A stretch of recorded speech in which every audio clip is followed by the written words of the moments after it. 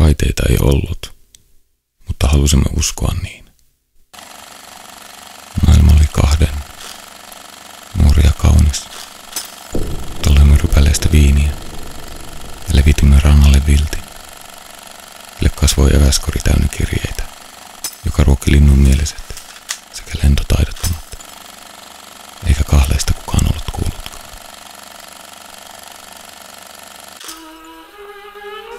Sähän puhut kuin tykkäisit musta, sinä sanoit. Näköverön syleilyisi. Ensimmäinen huultasi hipaisu oli jo kesä. Tuntui kuin valo kääntyisi kuvaksi, ja hetkeksi kaikki ääripäät mahtuisivat pisteeseen.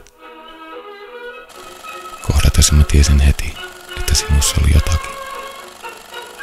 Ehkä se oli äärimmäisyytesi, ehkä katseesi, hymysi, kosketuksesi.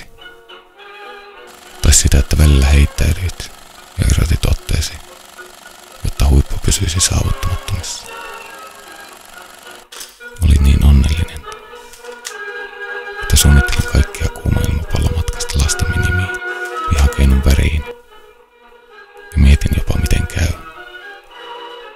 jos maailma sattuisi nyrjähtämään, enkä herääkään.